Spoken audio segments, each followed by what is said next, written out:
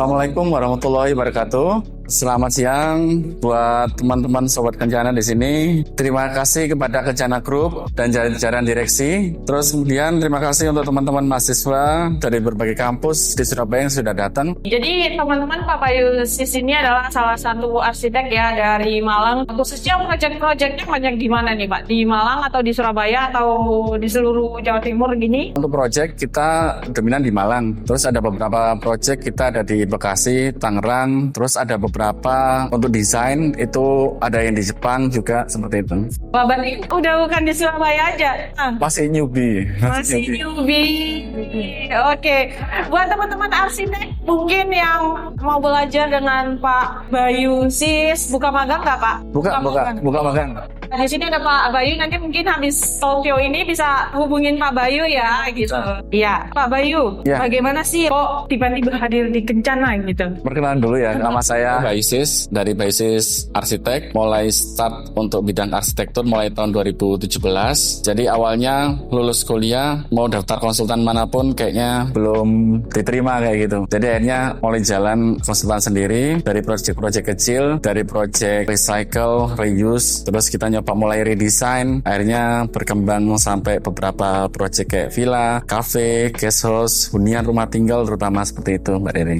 Oke, baik. Terima kasih Pak Bayu. Jadi kita kenal Kencana, kenal dengan Pak Bayu ini selain dari IAI, juga kemarin sempat jadi narasumber podcast kita ya, kita bahas tentang rumah tumbuh. Ya, jadi kita biasanya kan Gen Z ya. Di sini rata-rata semua Gen Z kan ya. Senang dengan yang namanya rumah tumbuh, minimalis. Gimana Pak? Semenjak ada acara Kencana bareng Mbak Riri dan teman-teman kemarin, Sobat Kencana itu akhirnya banyak klien nih dari kampung-kampung, banyak yang datang tuh Mbak ke rumah. Jadi dari kita sebagai konsultan, kemudian ada ketemu teman-teman dari media dari Kencana, itu akhirnya kita banyak tertolong. Jadi banyak orang ternyata membutuhkan arsitek, membutuhkan beberapa produk yang memang untuk rumah tumbuhnya itu benar-benar terdesain secara kontinu seperti itu sih Mbak. Iya, wah keren banget ya buat Pak Bayu Sis, akhirnya dengan ada podcast bisa menjangkau teman-teman di luar sana, masyarakat yang membutuhkan arsitek. Iya. Jadi teman-teman arsitek ataupun sipil ataupun desain interior itu sebuah profesi yang sangat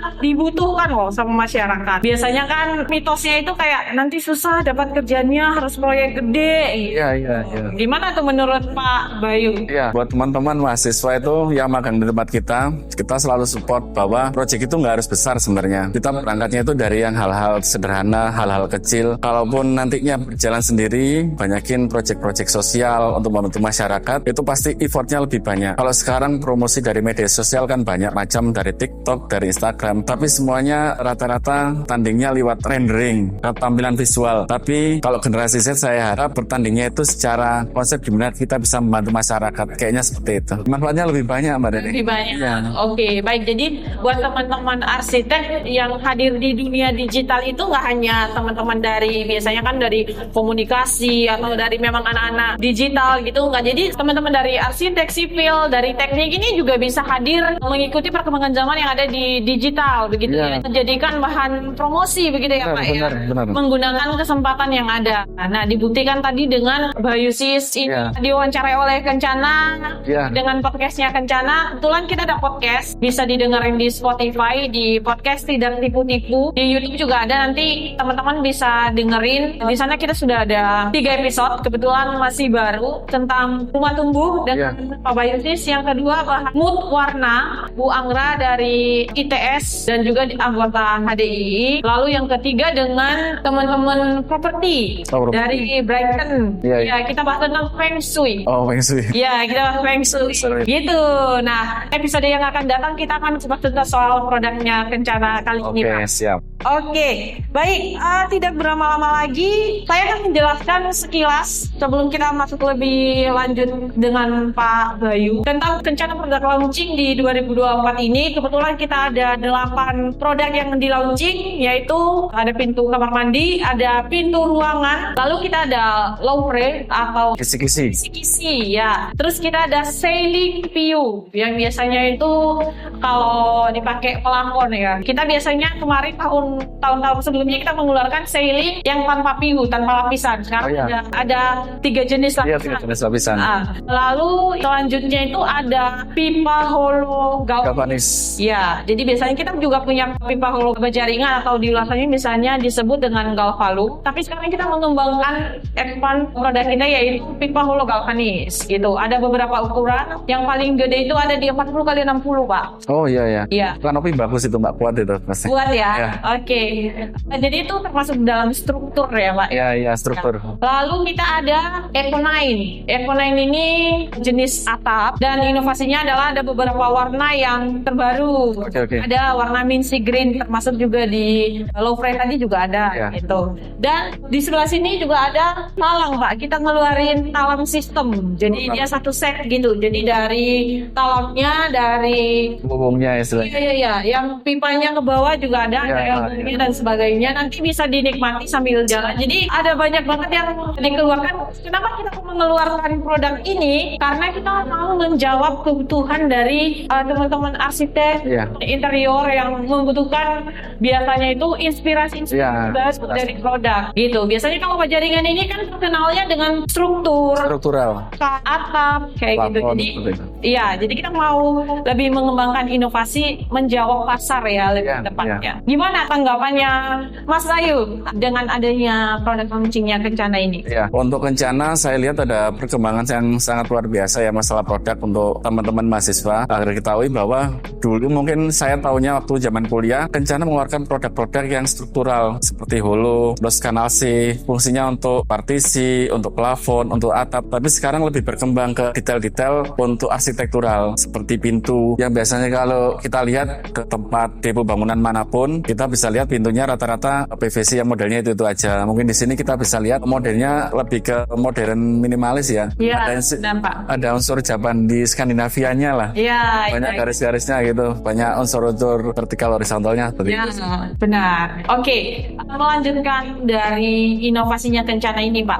Apa kabar dunia arsitektur hari ini? Kalau dunia arsitektur, kalau saya lihat sekarang itu sangat-sangat berkembang. Kalau kita di Biosis lebih menekankan pada sustainable material, terus lokal material, kemudian lebih ke pemahaman tentang material itu gimana dipakainya seperti itu, Mbak. Terus kemudian unsur tropis yang dikembangkan mungkin nanti bisa dilakukan juga dari bidang-bidang interior, Mbak. Gimana memanfaatkan pencahayaan, penghawaan yang optimal seperti itu. Terus kemudian saat kita mendesain itu bukan hanya idenya aja, tapi implementasinya waktu mempraktekkan detail-detailnya, materialnya itu sangat penting. Karena setelah proyek kita terbangun atau sudah jadi gitu, Mbak ya, sampai waktu kita harus ke klien sambil untuk mengevaluasi hasil desain kita. Setelah pasca huni itu ngerasain interior desain di sini itu seperti apa, desain bangunan kita seperti apa, itu sangat penting menurut saya. Berarti mencari banyak referensi juga juga. Hari ini tren di dunia arsitek ataupun interior. Kalau trennya lebih ke modern ya, Mbak ya. Maksudnya modern dalam hal ini tuh setiap desainer beda-beda pemahamannya. Tapi saya lihat untuk mewakili di sini mungkin konsepnya kantornya Kencana lebih ke industrial saya lihat. Ada unsur kayunya, ada unsur bajanya, galvanisnya, terus kemudian beberapa detail memang diekspos seperti itu. Baik. Sekalian review lobby ya. Sekalian review lobby. Baik. Nanti mungkin dijelasin lebih detail. Buat teman-teman disiapin aja ya pertanyaannya karena mungkin kita akan lebih banyak diskusi nanti setelah ini. Ditanyakan aja yang mau ditanyakan. Silakan dipersiapkan karena nanti saya akan kasih waktu untuk teman-teman bertanya gitu. Kita lanjut, Pak. Misalnya berkaitan dengan tren tadi yang sekarang dunia arsitektur, interior, dan dunia bangunan ya. Lebih mengangkat tema modern. Apakah produk yang dikeluarkan Kencana ini masuk nggak, Pak, dengan tren yang sedang ada ini? Untuk trennya, menurut saya Kencana yang sekarang itu lebih langkah lebih maju. Misalnya keren banget. Kalau lihat detail kamar mandinya aja mungkin untuk desainnya ya nggak itu aja. Jadi ada variasinya gitu lah. Kalau saya lihat seperti itu. Terus di atap juga sama. Yang biasa kita lihat atap seperti atap UPVC. Tapi dia punya beberapa lapisan part-part yang kita butuhkan kalau kita ngelakukan project proyek itu biasanya kita harus nyari barang di tempat lain, tapi itu sudah jadi satu kemasan gitu. Kita satu kemasan di Kencana ya. Oke, untuk produk baru Kencana ini saya coba jelaskan sebentar ya Pak ya. Produk barunya yang di pintu ini memang kemarin kita sempat mengeluarkan beberapa warna yang agak terang gitu, tapi mungkin di pasarnya Jawa ini mereka nggak terlalu suka dengan warna-warna yang cerah, yang ngejreng gitu ya. Akhirnya utusannya kita launching dengan warna-warna yang putih, lebih ke warna soft ya. Iya, soft, dilihat adem juga. Adem juga gitu, karena kalau di pasaran Pak, pintu aluminium mungkin Pak Bayu lebih tahu bahan ya daripada saya. Pintu aluminium itu mahal katanya sih. Gimana? Ya, kalau pintu aluminium memang mahal Mbak, tapi secara durability-nya, keawetannya dia lebih lama. Lebih lama dibandingkan kalau kita masang pintu kayu yang dalam prakteknya itu mesti ada muai susut di situ kalau kita pakai kayu seperti itu. Makanya tren terbaru mungkin aluminium. Terus apa yang membuat dia lebih gagah atau lebih terlihat kuat itu mungkin dari ketebalannya ya. Saat kita mendesain itu mungkin kita bisa pakai ketebalan 6 atau 8 istilahnya, ada yang 3 dim atau 4 dim seperti itu. Iya. Itu berbeda. Dan Kencana sudah menjawab ya Pak kebutuhan itu, bahkan selangkah lebih maju dari tren yang ada. Kita mengeluarkan pintu yang tidak lemah dengan aluminium. Jadi harganya juga lebih ekonomis Pak daripada aluminium. Jadi mungkin Pak Bayu kita ada best deal gitu dari tanggal 6 sampai 13 nanti kita ada best deal untuk produk-produk baru yang di launching. Untuk teman-teman, untuk penjelasan soal produk baru ini juga kita membuka kesempatan buat teman-teman. Biasanya kita sudah kerjasama dengan teman-teman Petra ya. Ada teman Petra biasanya Pak, mereka minta sampel produk kita untuk dibuat penelitian. Biasanya gitu. Jadi atau enggak buat teman-teman yang mau ada tugas akhir, biasanya harus ada SketchUp ya Pak. Iya, ada SketchUp. Biasanya kan kebanyakan pakai kayu. Nah, kita Kencana ini hadir untuk memberikan jawaban bahan yang lain selain kayu gitu. Jadi yang kayu kan sekarang sudah hampir jarang digunakan ya, dan kita bisa berani bilang bahwa kita adalah substitusi dari kayu. Jadi misalnya teman-teman butuh kayu apa, kita bisa gantikan dengan baja ringan gitu. Jadi teman-teman kalau misalnya mau menggambar atau pakai bahan apa ya gitu, pakai bahan Kencana aja, pakai bahan baja ringan aja, sekarang itu sudah banyak banget dipakai. Gimana dengan Pak Bayu sudah garap proyek itu banyak ya, kan memang benar sekarang itu kayu juga sudah tergeser. Iya, kalau saya lihat untuk beberapa part memang untuk klien tertentu memang ada memakai kayu Mbak.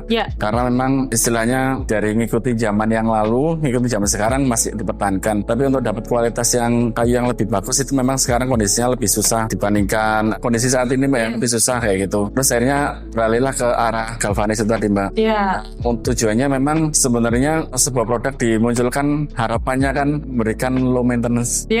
Low maintenance sebenarnya. Itu. Maintenance ya Pak. Kalau Kencana ini kita memang keunggulannya ini kita ada produk ya, di belakang sana ada yang namanya kanalum, terus dia warnanya itu kita punya warna titanium, kita punya warna hitam, namanya hitam wampu itu. Eco deck juga ada yang buat floor deck itu Pak. Jadi nggak usah dicari ulang.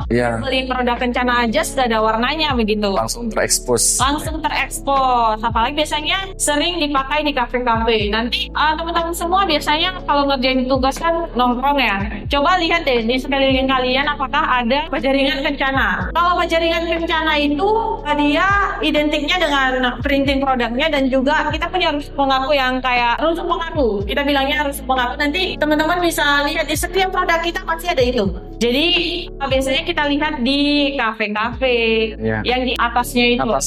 Iya, jadi kita menyediakan beberapa warna, jadi hemat biaya, nggak perlu beli cat lagi. Jadi sekali jalan gitu biayanya. Mas Bayu, ini untuk selanjutnya saya mau tanyain tentang misalnya kayak kita kan ada produk baru di belakang, nanti itu ada low fray. Apakah memang di proyek sudah banyak pakai low fray seperti itu atau gimana Pak? Yang saya kita alami dalam dunia praktek itu untuk frame mungkin hal yang baru ya. Yang sebelumnya kita untuk istilahnya bangunan yang menghadap sisi barat atau interior yang sisi barat mesti kita hadirkan secondary skin. Kalau munculnya low frame ini mungkin bisa jadi jawaban baru, alternatif bahan untuk secondary skinnya. Biasanya kita pakai roster, kita pakai kisi-kisi kayu, terus kita pakai expanded. Itu sekarang mungkin kita bisa gantikan low frame dengan unsur-unsur horizontal ya Mbak ya. Iya. Unsur-unsur horizontal untuk detailnya, untuk mengantisipasi cahaya langsung gitu. Iya, cahaya langsung. Iya, oke, baik. Kita tadi sudah banyak mengupas soal produk kencana di dunia arsitek dan sebagainya. Ini pertanyaan yang sangat bagus banget ya. Iya, bagus banget. Kita kupas tuntas profilnya Pak Bayu sih. Iya, oke. Silakan Pak Bayu. Soalnya kapan hari saya dengar Pak sebelum jadi arsitek jadi perawat ya. Iya, kuliahnya perawat. Iya, silakan Pak.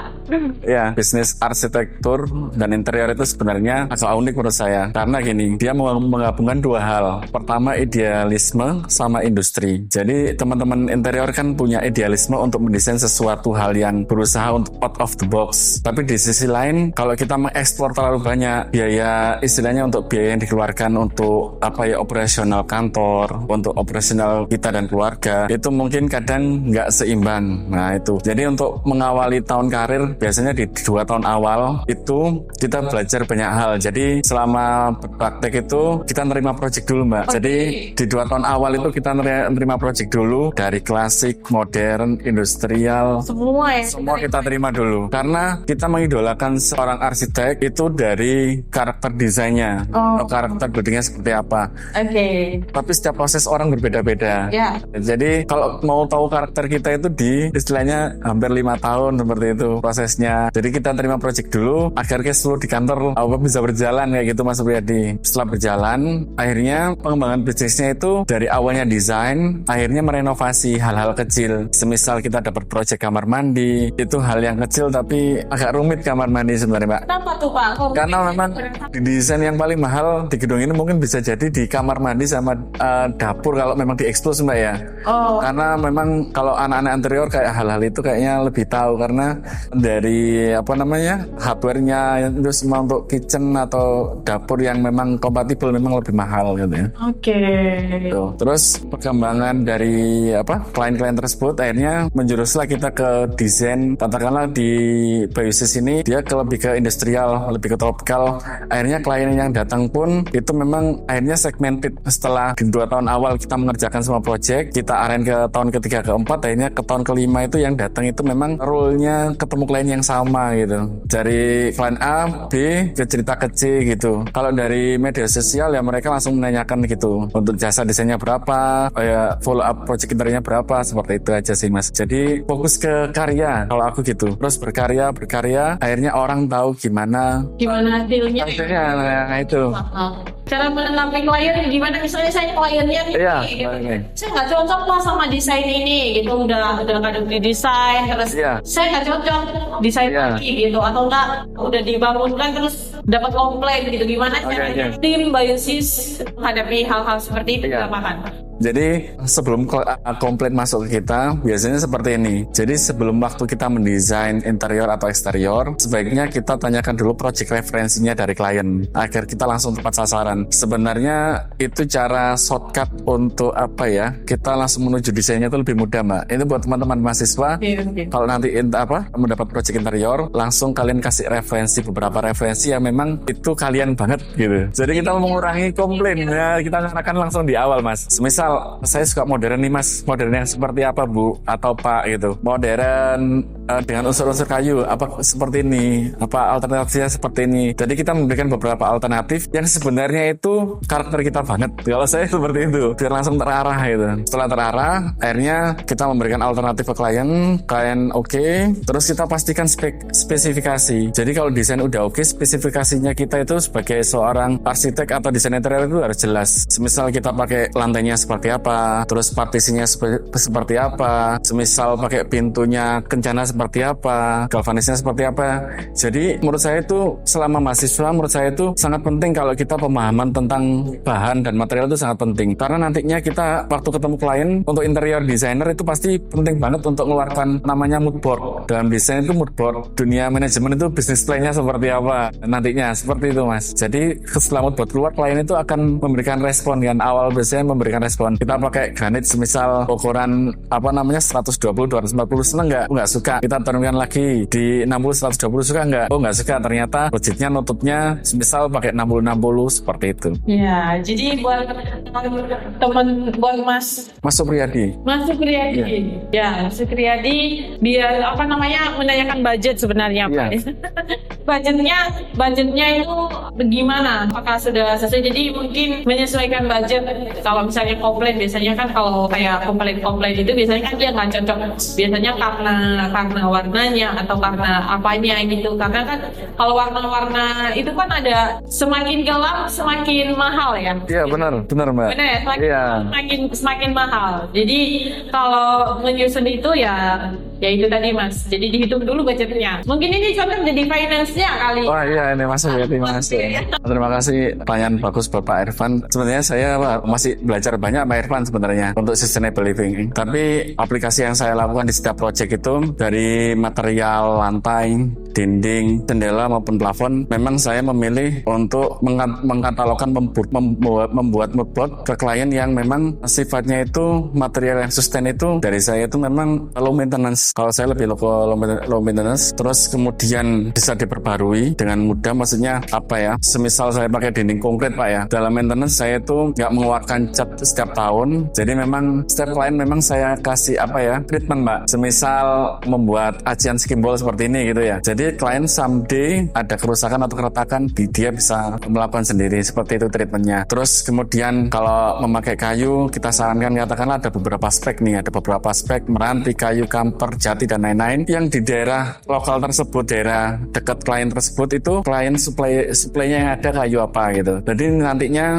bisa dipakai alternatif kalau dia ada kerusakan atau ada kropos atau apa, memang kita langsung tujukan ke arah sana. Jadi memang saya berusaha membuat arsitektur yang nggak ribet gitu istilahnya ya. Maksudnya dalam sustain ini klien itu setelah saya melakukannya, klien itu bisa melanjutkan. Nah sebenarnya seperti itu kalau saya. Terus kebutuhan bahan plafon seperti itu. Yang awalnya dulu kita pakai atap yang dari istilahnya kayak dari gedek atau apa gitu, bambu, mungkin sekarang sudah diperbarui lewat plafon lebih sintetis seperti itu Pak. Terus kemudian untuk pintu-pintu kamar mandi yang dulunya harus pakai kayu triplek terus dilapisi istilahnya stainless atau seng biar awet kamar mandinya, tapi sekarang sudah muncul produk-produk yang dari istilahnya Kencana mengeluarkan produk aluminium yang motifnya lebih variatif Pak. Kalau kita lihat kan di rumah kita sama pom bensin itu desainnya hampir sama kayak gitu motifnya ya. Sekarang mungkin ada perbedaan gitu. Oke, baik. Kalau misalnya dibilang Kencana ini produknya udah sustainable atau enggak, sudah sangat sustainable. Tadi kan sudah kita jelasin ya Pak ya, yang masalah kita punya produk yang biasanya kan kalau baja ringan itu kan warnanya netral ya. Jadi kayak warna langsung baja ringannya gitu. Tapi kita punya kayak plat gitu yang udah nggak perlu dicat lagi. Seperti saya bilang tadi, egodek yang warnanya ada hitam lampu, jadi kan sudah nggak perlu dicat, nggak perlu diulang-ulang. Kalau pakai baja ringan pun itu kita bilangnya tahan karat ya, karena bisa berkarat kalau salah dalam penyimpanan. Misalnya kalau menyimpan baja ringan itu raknya, misalnya kalau di toko itu raknya harus miring dikit gitu, jadi biar nggak ada air tergenang atau nggak boleh karena air semen gitu. Tapi kalau misalnya memang terhindar dari itu semua, penggunaan baja ringan ini lebih jangka panjang gitu. Jadi kalau misalnya kita pakai kayu, coba dicek di yang mungkin kita temuin bangunan-bangunan di luar pakai kayu, hujan dikit nanti merembes, kena hujan, kena rayap, kopos gitu. Tapi kalau baja ringan ini tuh enggak. Jadi penggunaannya lebih ramah lingkungan juga gitu. Jadi kalau bisa dan baja ringan ini nggak hanya bisa digunakan untuk rumah kayak pipa hollow ini kan bisa digunakan untuk pagar, untuk kanopi ya, gitu.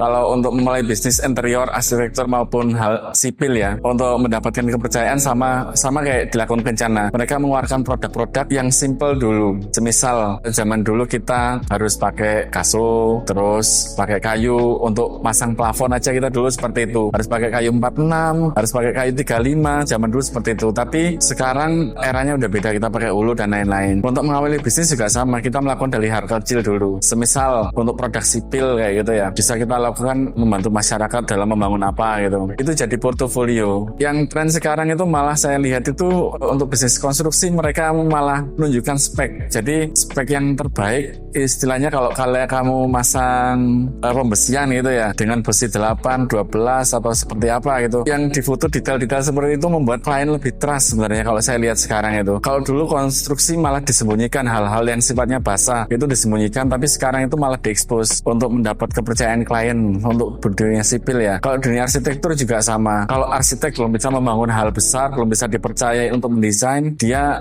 istilahnya buat katakanlah kalau desain gitu, bisa kalian membuat kursi dulu satu produk, kalian pasarkan, terus kalian buat meja dengan karakter yang kalian banget gitu, coba dipasarkan. Akhirnya dari situlah mulai terbentuk minat masyarakat terkait desain itu tadi maupun bidang konstruksi itu tadi, Mas Andi. Jadi sering-sering ikut kegiatan seperti ini ya.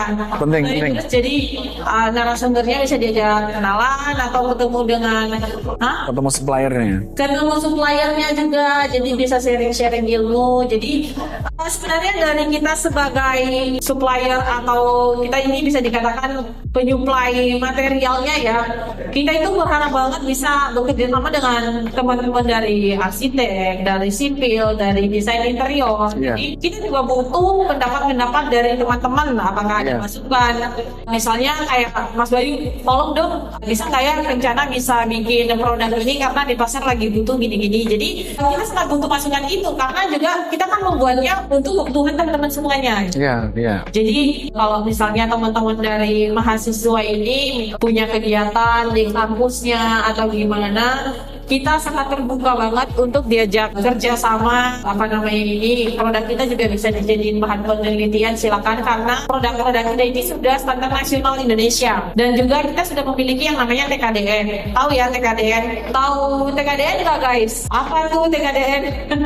Tingkat komponen dalam negeri. Jadi kan kalau misalnya bangunan-bangunan di Indonesia ini, terutama kalau misalnya teman-teman nanti bekerja di proyek-proyek pemerintah dan sebagainya, mereka akan merekomendasikan produk-produk yang sudah TKDN dan sudah SNI gitu ya. Oke, baik, sebelum Mas Bayu memberi statement nih gitu, apakah ada pertanyaan lagi? Pertanyaan bagus dari Mbak Latifia. Oke. Penerapan sustainable dalam perencanaan gitu ya Mbak ya, kalau dalam peristiwa interaction.